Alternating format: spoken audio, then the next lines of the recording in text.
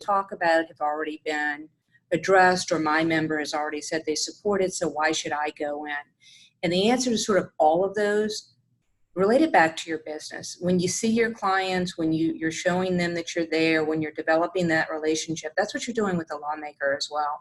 When you go to those in-district meetings, whether it's because you have a specific ask, and perhaps even more importantly, if you can go in and say thank you, they like that. If you can say thank you on a teletown hall or at a town parade, if you have those, or a gathering where there are large numbers of people, because that's what legislators like, and you can say, you know what, Congressman Smith, I really liked that you were able to support retirement provisions, and your leadership was just tremendous.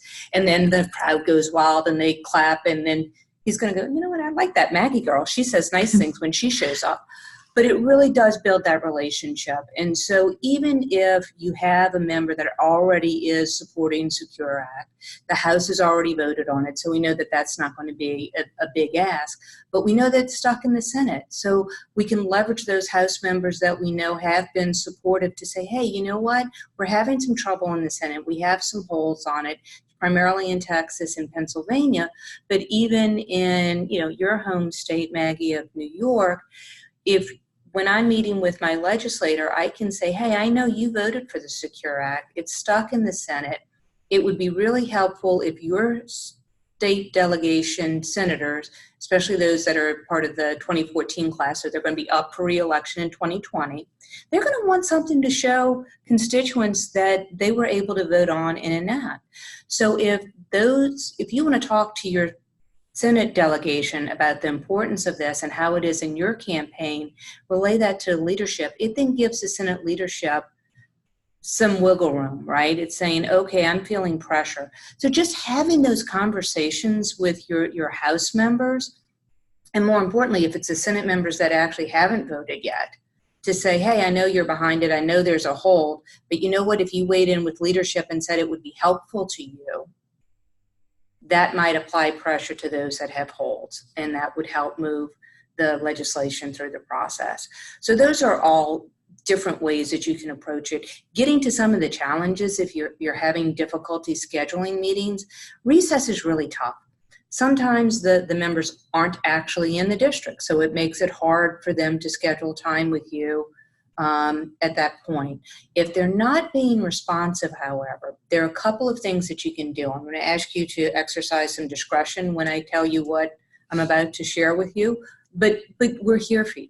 There are a couple of ways. One is we have relationships in Washington with these offices. So if you're having trouble getting in or getting a response at all, and not I'm sorry, we can't meet with you because he's out of town for 6 months, but I'm not getting a response at all, or this is the third time that I've asked and they won't give me a meeting at all. Those are the times that I want you to call me and say, or Maggie, and say, hey, we're having trouble with this office. Do you think the Washington staff has a relationship with that office where they can help us?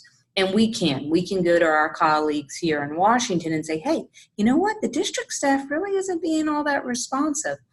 That applies pressure, and it'll help them schedule that meeting with you. The other way that we have that we can go about, which is even a little more discretion should be used before exercising this one, is we support those campaigns. So sometimes if you go to the campaign staff instead of the district policy staff and say, hey, I called the office a couple of times and they're just not getting back to me. Or I've tried to schedule a meeting and I keep being told no. Was wondering if you knew why. Is there something that we can do? The fundraisers are on it like that. And immediately will say, oh, well, let me find out why. It doesn't necessarily mean that the meeting will be granted, but they can put 2 and 2 together. And they're going to want to see that support continue. And again, you're not buying a vote, but it is buying that access, right? We're supporting you because we like having access. We want to have a conversation. We want to be able to have these discussions. And if you're not going to sit down and talk to us, then I'm not sure that we should be supporting that campaign. That's what you're doing. And it's not a bad way to leverage and get those meetings in the district. It's important, and it's important to include, as you're meeting with different people, is to bring some newbies in too. The more people that you can bring to a meeting, the better from a lawmaker's perspective, right? It's volume. It's how many voters are you bringing to me? It's how many people can you talk about? So you really want to develop those relationships. Now, I know if you're going in and you're talking about a specific issue, you want to have somebody that's an expert on that issue that can have a meaningful conversation, that can answer questions. A lot of times the in-district staff, though, aren't those people anyway.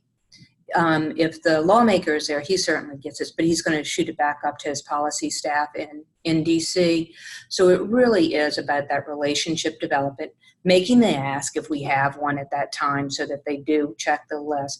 But feel free to leverage us as well. If either the district staff has questions or if the member has questions, you can always put us on the hook and say, hey, I'll have the NAFA policy staff get in touch with your policy folks back in DC if you think that would be helpful.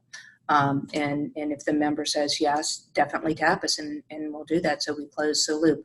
But it's important for you to be seen in the district as well as in DC, because all of a sudden it closes that loop and it ties the policy staff as well. I'm NAFA, so I know if I see Judy or Mike or Diane or Maggie, that they represent Tracy or Rodney or Mark or someone else from the NAFA team. And I know that I've seen those people in Arizona and I see them in DC. They're my people, and suddenly there's an ownership there. So even if you're a good constituent and you're only coming to DC and you're not participating in district meetings or district activities of some sort, it's going to be I don't know if that person is my constituent. They come, they must be, because my staff wouldn't have scheduled the meeting, but I don't really know them. Are they active in my community? Are they part of the district that I represent? And that's why the district meetings are so important. And chances are if you can get a member level meeting in district, you're going to get more time. When they are in town and schedule a meeting with you, they're not under the constraints that they are in Washington, where literally every 15 minutes is how their schedule is tracked. At home, it's a little looser. And so they can sit down and have coffee with you and have a conversation that extends beyond just the 15 minutes because somebody else is knocking on the door. Hey, Dan, can I add something real quick to that? Of course. I've shared this with Maggie, Diane. I know Tracy and Mark know this as well. But back in 2017, August of 2000. I was actually last year. 2018. 2018 as well.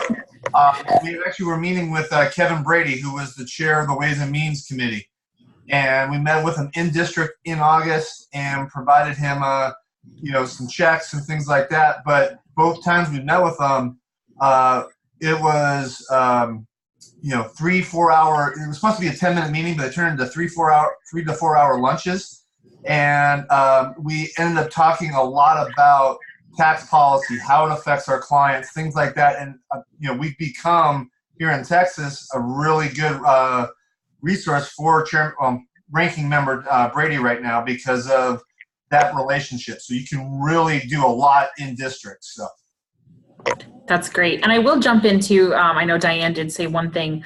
Sometimes you'll find, and this is particular with House members, that one year they're really easy to get a hold of and the next year they're not. And I'd love to say that's the difference between being an election year and not being an election year. And I think it does, but it's a mixed bag for some legislators. So some legislators are really active during an election year, and then the non-actual election year, they're taking their kids to Disney World. Or vice versa, they're really available when it's not an election year, and then on an election year, they're just doing campaign events. So if you have a really easy time getting a hold of your legislator, say last summer and not this summer, don't think that they're blowing you off. Sometimes they just have really sort of funky summer schedules. So do be aware of that. Definitely try everything you can, and we're willing to help. But it's sort of a one, it depends on the legislator as to, what their summer plans look like in August, because sometimes that's the only time they get to spend with their family. But that being said, I think, Diane, did you have anything else? Yeah, I think I'm good. Awesome. Well, thank you so much for taking the time with us. And why don't I share these results about the challenges that we have when scheduling meetings. It looks like, I was sharing with you guys now. It looks like the number one challenge they have when scheduling in-district meetings is that they don't have NAFA members that are able to attend the meeting. And so I about whether or not that there are no contacts in the district that you have, or whether or not these folks that you have as contacts might also be something like that. The other two things we look like an issue are a lack of response from the district office, or that there are not NAIFA members willing to schedule.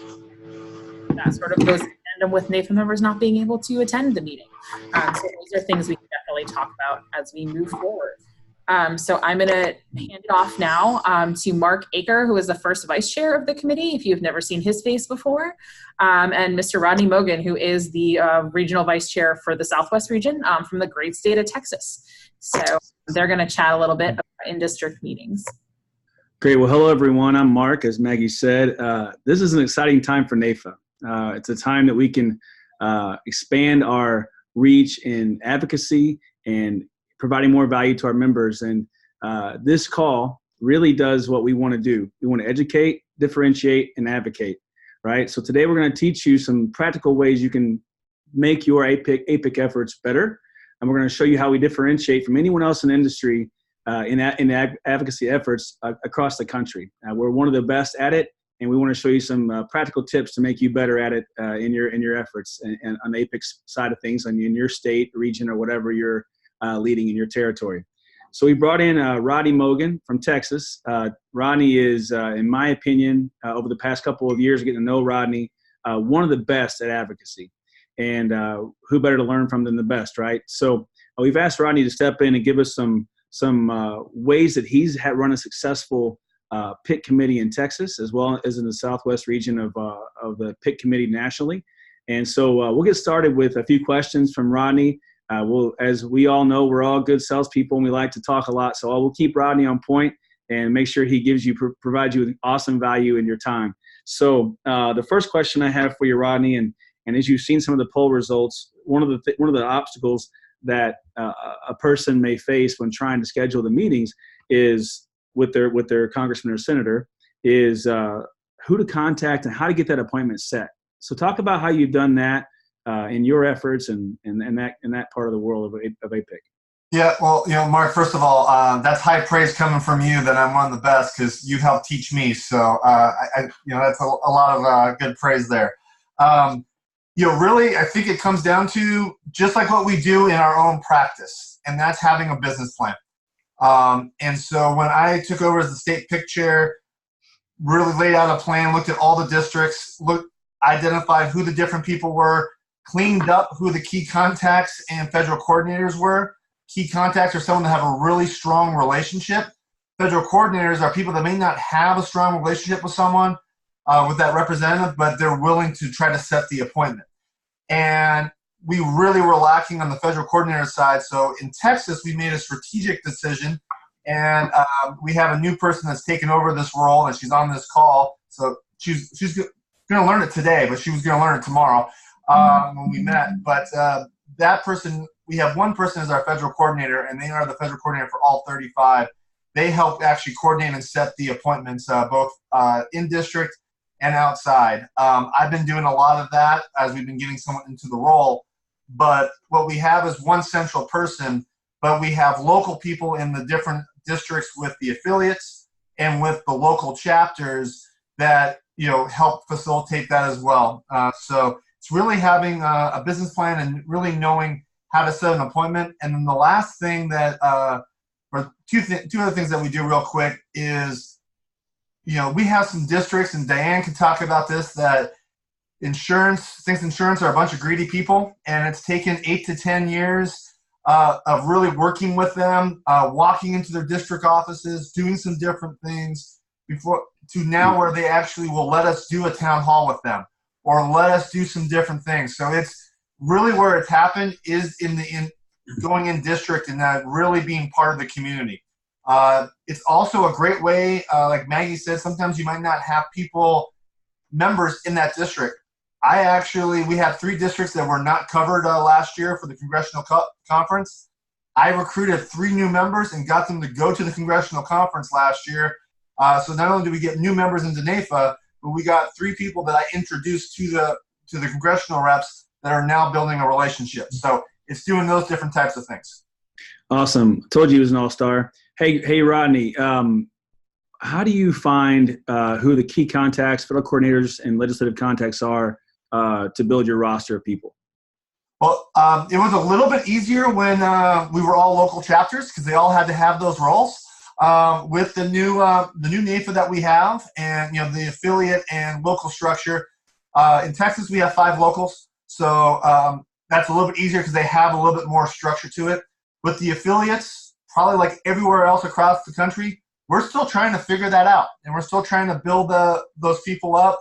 So we're using some of the key contacts from prior that have been reported to us. But one of the things we've done is we've really done a good job of cleaning up this year. We sent out a bunch of emails. We've emailed people that were on the list, found out that they were either dead or out of the industry. So there's a lot of different things that we've done, and it's been a lot of upfront work. But once it's done, it will be real easy to keep it going. It's just a matter of it wasn't updated for a very long time, and I have a feeling a lot of our states are that way. So it is a lot of upfront work, and if you can, involve your state staff, involve local staff, but really get a clear thing out there. And then in Texas, we had 19 of our 35 representatives last year were new, so we had to completely scramble and find 19 new key contacts, and some of them were actually surprises to us. So it's taken a couple months, but we have finally developed that. And then we've also developed a plan to start following the elections more closely so we can start building relationships with both parties no matter who wins, and not wait until after the election to do so. Good stuff. And I'm going to jump in here too and say for the people who are existing contacts, if anybody doesn't have a list of who those are, I can provide those for you. Just a small reminder that I can only provide the ones to you that have been reported to NAFA National, but I keep that in a database and can send that out to anybody who needs. So feel free to shoot me an email if you're working on getting those meetings scheduled. Good stuff. Thank you, Maggie, for that. As a recap real quick on that section of our time, federal coordinators are a place to go to get your meetings set, good people to lean on to help you get your stuff scheduled. Next topic for us, Rodney, is a question for you that some may wonder, like, what do you do? How do you schedule breakfast? Do you do town hall meetings? Do you do what kind of events or ways do you schedule time in front of your congressman, congresswoman, or senator in district? Yeah, well, I want to echo what Diane was talking about, the in-district meeting. And I think, Tracy, you've mentioned this on calls in the past, that the in-district meeting is all about building the relationship with the member and the district staff. So we do all types of meetings, but as I mentioned, we have a business plan in Texas for PIC. And in that business plan is the in-district meeting during recess, during August, is all about the member, and it is not about our agenda at all. So we will do a certain, maybe, each member is different. Like Matt Thornberry that covers the Amarillo area, he's really good friends with our state president. In fact, he's a client of hers. We've got some other different things going on. And one of the biggest things with that is they kind of control the meeting that they want to do with that. My congressman covers 220 square miles. From Fort Worth down to parts of Austin. So it's kind of hard to, kind of nail him down for just a town hall in just one specific area because he covers different areas. So what we do with him is we have a little meeting up in his area. I call him a part of the car dealer caucus because he owns a car dealer, and there's like 10 members that own car dealers. They're the most common sense caucus in the house. So we actually do an event at his car dealership. We also do one down here. He's going to be speaking at our CE event we're doing for the Austin affiliate. So we try to be creative. We might actually have to do 2 or 3 meetings to cover their whole district. Or it might be a one-on-one deal or like in Houston, where there are 7 different congressional reps that touch Houston. We actually bring them all together into a congressional town hall in, I think it's August 15th, if I remember correctly, for the Houston chapter. So there's a lot of different things we do, and it really is dependent on the different areas. Awesome. How do you coordinate that? Who coordinates that? Short answer. How you can't do it all by yourself. So how do you form a team of people to help you do that? Actually, right now it is me that's doing it, but I actually this year have developed a team of different individuals all across the state. And as I mentioned, Bianca Alonso is our new PAC and PIC staff manager. So she's going to get trained on how to do that. So I don't, so we have one central location, and then we have a roster of people that will help us do it. But what also has helped us is when we go to the congressional conference, guess what?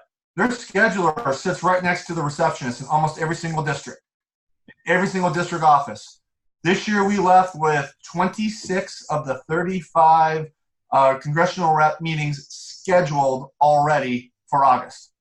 So just like you would in your practice where you schedule the next meeting with your client, at least I hope that's what you do, but you schedule the next meeting with your client, we do the same thing. So we're slowly training to do that. And, like as I was walking out with my congressman, I said, hey, I want you to come to a couple events. Where's your scheduler? He immediately got the scheduler. We got him on the calendar. Done. It's right there. So, and then we just get it reported back to us, and we have it coordinated. So that you have to have a plan of that. And again, it goes all back to having a business plan. Awesome. Well, one of the most fun things to do is to deliver checks. Yeah, that's the funnest part of our job is pick people, right? And I remember a quick story for you. I was had a meeting in district with my congressman, and he's a good old boy from Southwest Missouri and pretty funny guy. He's a retired auctioneer, got a great personality, and we had scheduled a breakfast and at one of the local breakfast places here in town, and I walk in, I immediately see him, and he's sitting there with a bunch of his buddies drinking coffee, like 5 guys besides him. And I walk in and say, hey, and he recognizes me, and he literally sits down at a table right next to where he's sitting with his buddies. And I talked to him for a few minutes. I said, well, hey, I have this for you. And we took a picture, and he looked over his buddies and said, see, boys, that's how it's done, right? So it's fun to do that, and it's actually obviously a worthwhile cost for what we do. But Maggie has a note on PAC check deliveries for you before we jump into the next question for Rodney. Yeah, thanks, Mark. I did just want to highlight for you guys, if you haven't heard, sadly, Shannon Bark, our PAC manager, is leaving us to go to the American Bankers Association at the end of next week. So until we have a new PAC manager, if you have any, well, my first request would be, if you want PAC money now, email her as soon as possible, because she's going to try and get as much money out the door as she can before she leaves. But if that is not possible, or if you find out something later, please email Diane Boyle at NAFA.org with your PAC check request, because if you send it to Shannon, she will not be there. So that's my note. Send it to her this week, because we really do want to get as much work out of her, since it's coming to me when she's gone in the interim. If you know you need a check, please request quickly. We will be short-staffed when we search for a replacement. We are looking for a replacement, and I'll have someone hopefully soon. But you know how those things go. We're getting resumes in now. We're looking at them. We'll try to get somebody in place as quickly as possible. But the likelihood is that we're going to have a gap between when Shannon departs and when the new person starts. And always feel free to tap me. You can tap Maggie, and she'll find me, and we'll make it work. But the more that we can get done ahead of the game, the better. And Mark, real quick before you get to the next question, on the check deliveries, work with your PAC people, because a lot of times the PAC people actually have relationships with the congressional reps. So, there's a guy up in Fort Worth that we can never get a meeting, but he's got the congressional reps' personal cell phone. So he just says, hey, I need to get a meeting. So, we get a meeting, we deliver a check, and we get them at a town hall or something like that. So different states are different, but in Texas, just like you, Mark, we have a lot of good old boys and good old girls, good old ladies. And so, the more that we have connections, the more we use those. And I would just say, oh, sorry, Tracy, go ahead. I was just going to interject. At our last advocacy meeting, the APIC committee did talk about relationship between APIC and the PAC and how that communication needs to get better. And so we have been working on, in the past, it was kind of every state kind of did their own thing. And there was a list of all the different things, the ways the different states do handle PAC checks and that type of thing. So we are working on trying to get more of a uniform way of doing that. And in that, we are working on the communication between the PAC and the PIC chairs, because it's so important guys, they should, with any event, the PAC should never go to an event without telling the PIC. The PIC should never go to an event without telling the PAC. You guys on a state and local level, really, you should be like this. And I know that for a lot of states, that's not how it's working, and we're working on that. We want you to know that. But we also encourage you all to sit with your PAC chairs and to say, hey, can we really just start having a good relationship here? Because you guys really, it goes hand in hand. So. Yep, and I was going to say, and Rodney says a lot of the PAC guys have a great relationship, which is true. And I would just say, even if they don't, they're raising all the money. So it's fun to let them spend it every once in a while.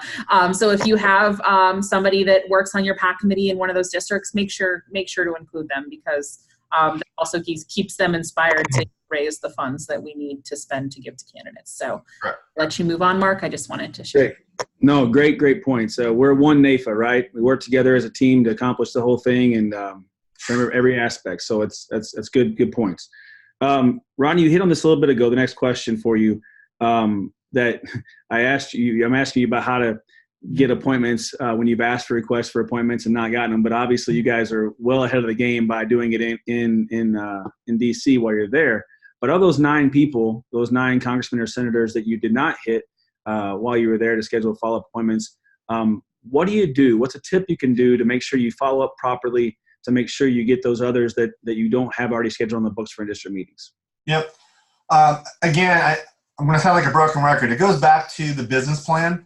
And so in our business plan, we have a regular connection period of where we're going to actually talk to different congressional reps in their district offices. I have got the team that I have developed, and we've actually combined PIC with government relations in the state. So the PIC chair sits on the government relations committee. So we're actually working with the government relations committee to help get people in different parts of the state to go in there and talk to the district. So we've built a team doing that, along with the PAC team as well. So we have really good coordination, and it didn't happen overnight. It's taking, I think I've been as a PIC chair for 2.5 years now.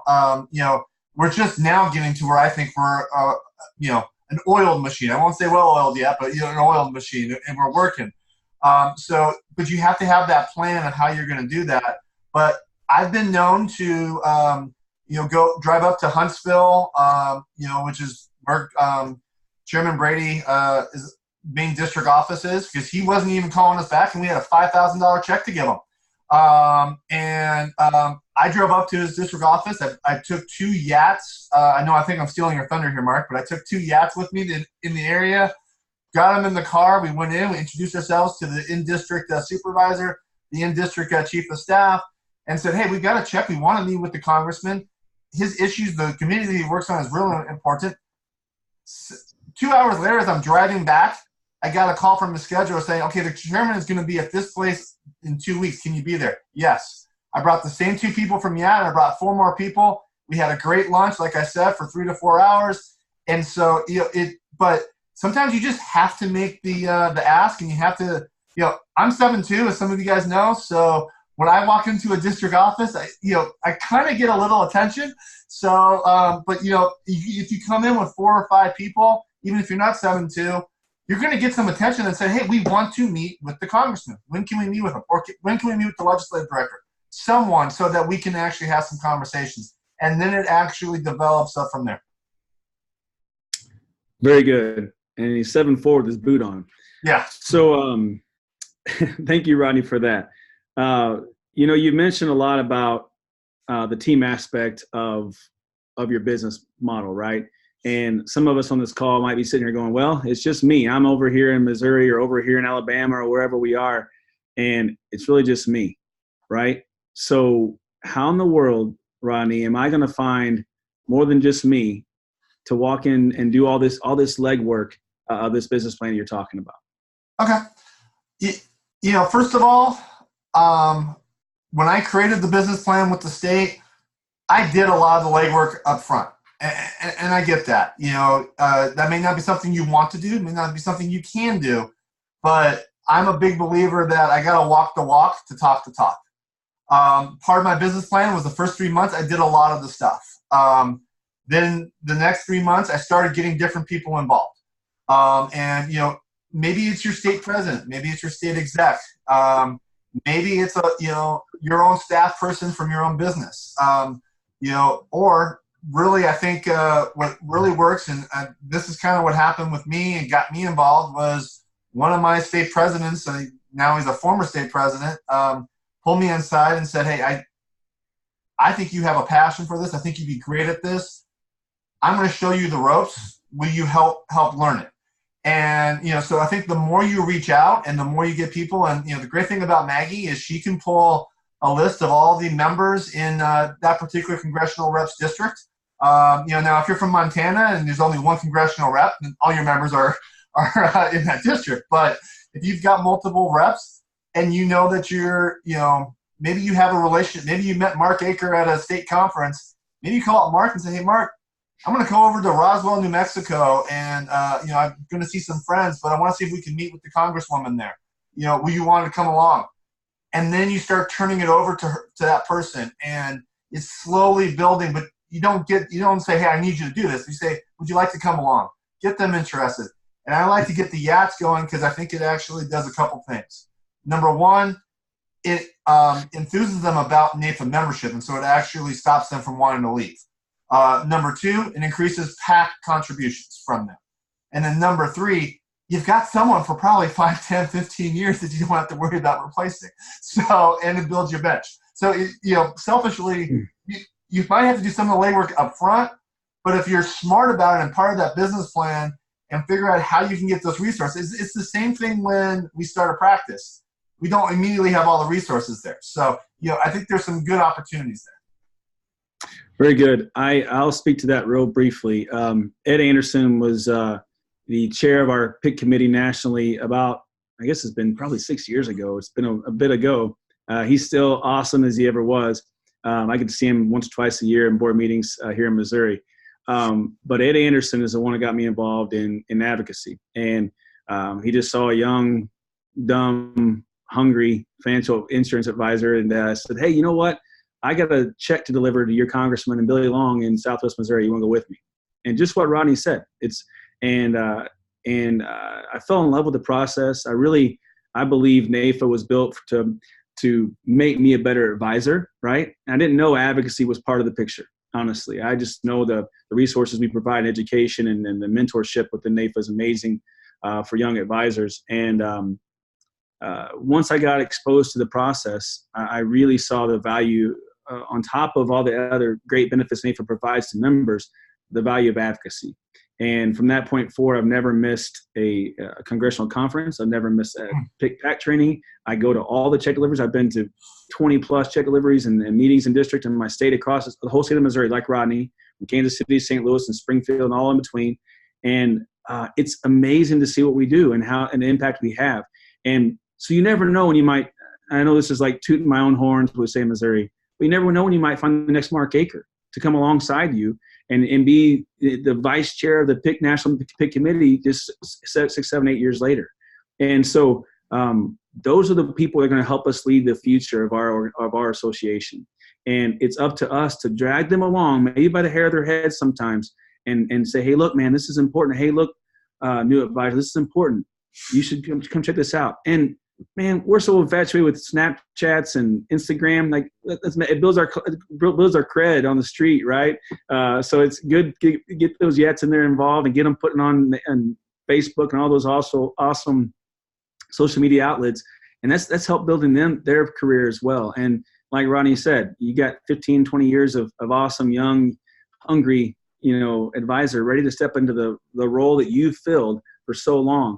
And if you're not doing that, you're really missing out. And so I just want to make sure to encourage you, just grab one yet.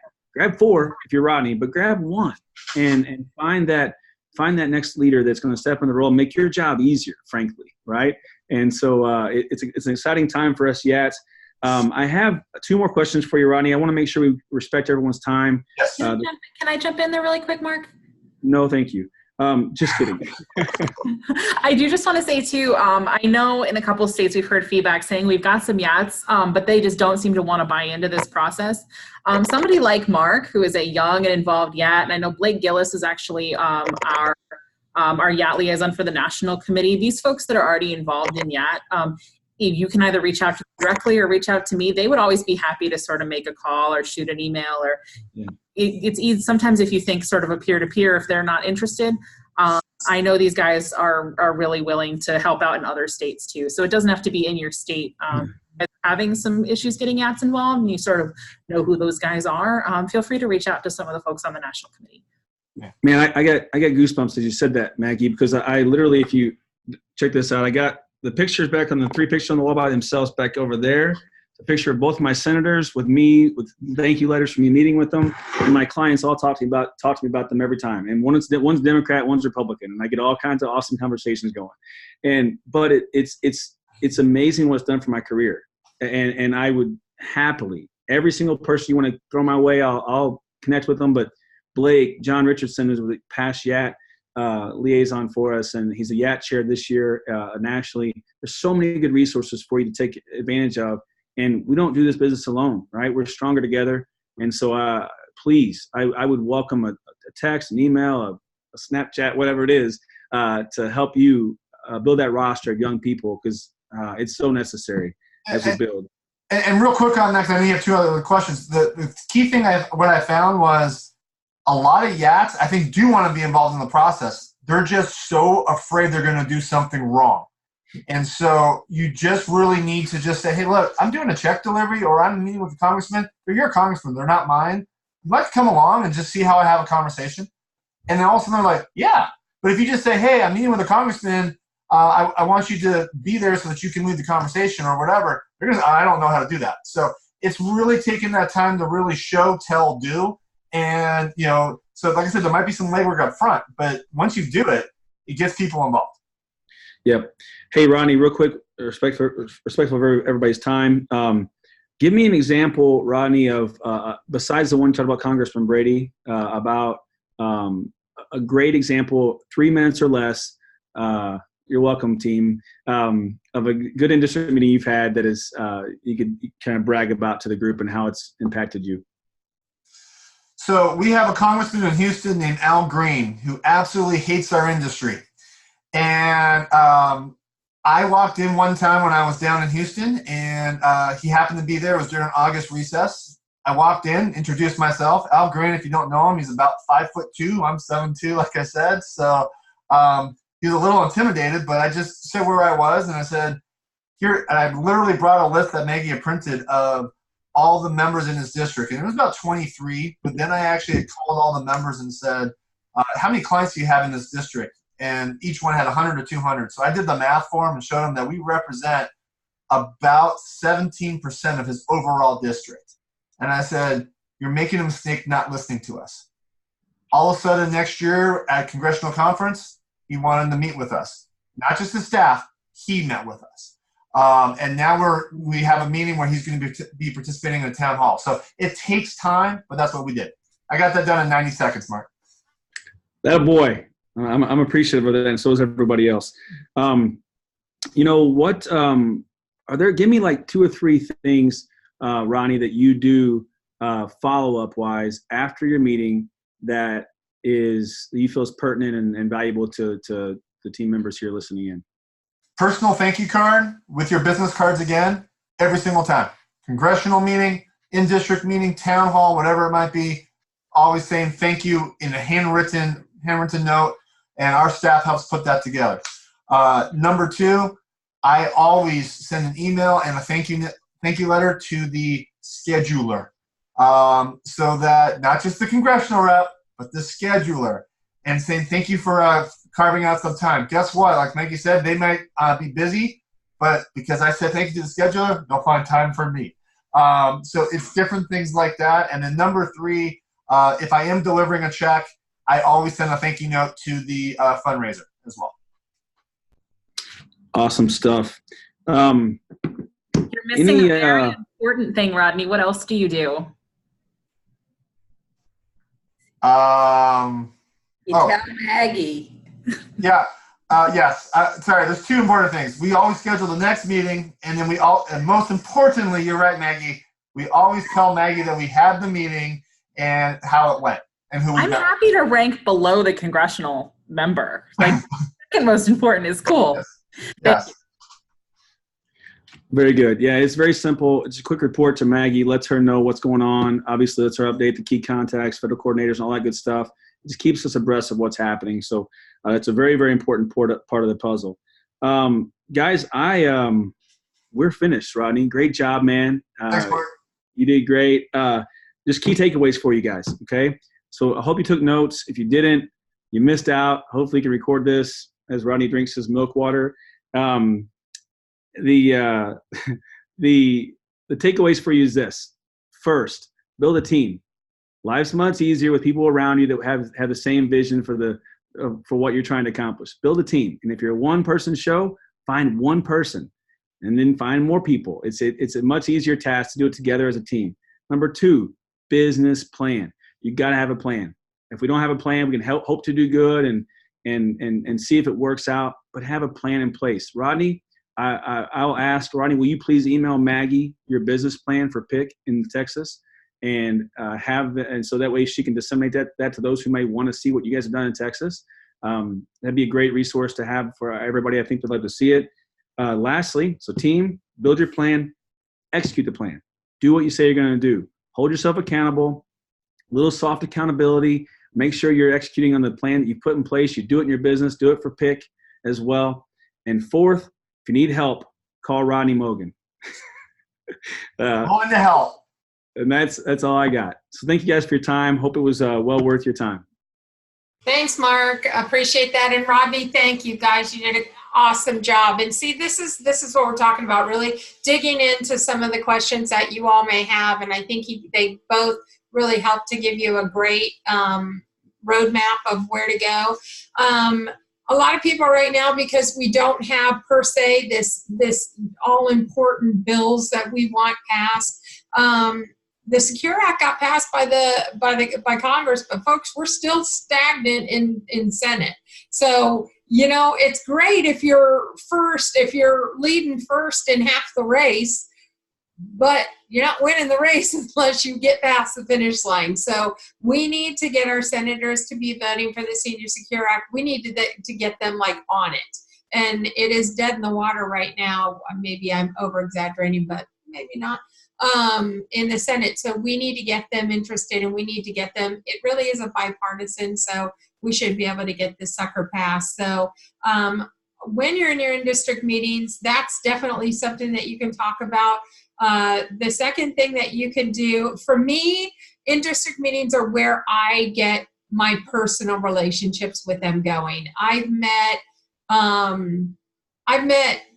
legislators on gun ranges. I've met them in dog parks because I knew they love their dogs, and so I brought my dogs and their dogs, and we met at dog parks. I've met them in, riding horses. I mean, I'm in Arizona. What do you expect? So think outside the box. Invite them to things that they're actually going to enjoy doing, and trust me, they'll be more apt to attend that than they would to just sit in an office. They are so much more relaxed. There's so much more that you're going to be able to get done. But the number one thing you're going to be able to do is you're really going to be able to form that relationship with them. And they're going to remember you next time you walk in Washington. So that's really important. We have one last poll. And then I'm going to hand it over to Maggie for meeting tools and overview.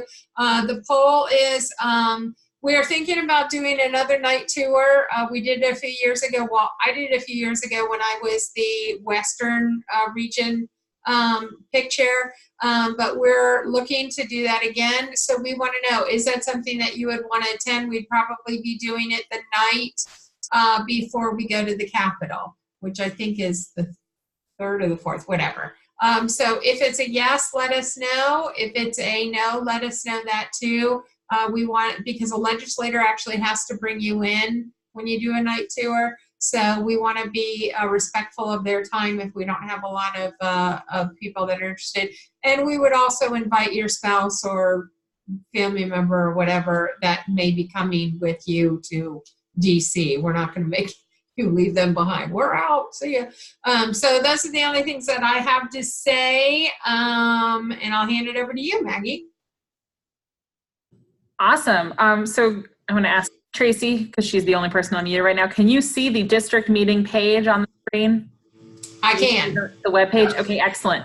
So as you're scheduling these meetings, and we've been talking, a lot of these meetings are relationship building meetings, so please don't feel compelled that you need to bring necessarily talking points or leave behinds to these meetings where you're building a relationship. But if that is something you want to have, we do have all of the resources up to date on the NAIFA webpage. If you NAIFA.org, advocacy, APIC, and then under APIC is district meetings. And I just wanted to show you guys what we have available. We do have, if you guys have a meeting coming up, report it to NAIFA. We have a sample request letter. So if you are sort of at a loss as to what to say to a scheduler or something when you want to schedule a meeting, this is a good place to start. We also have our talking points, some issue summaries, and then some issue briefs on specific issues that you might want to talk about, as well as our state fact sheets. So while you guys can always email me to get this information, it is available at your fingertips. One of the things I do know that we often ask for is we are asking them, if they aren't already a member, to join the Financial Security Caucus. And you can see who the current list of financial security members are. And I believe it has changed a little bit since the congressional conference. Some of you guys did get particularly some newly electeds to join the caucus. So all that information is there. And as well as at the end here, we've got a sample thank you letter. I know Rodney was saying it's super important to send thank yous. Definitely agree. And then you can tell us about your meeting, either submit the form online or there's a PDF. So that's pretty much what I've got for you guys. Our next meeting like this will be October 9th at 2 p.m. If you guys have a topic that you'd like to see shared on our October 9th meeting, please let any of us know. We don't have that set in stone yet, so we'd love to hear your ideas.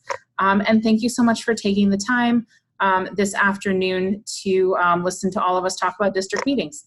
Have a great summer, and hopefully we'll see you, most of you, in Orlando. Thanks, Bye. guys.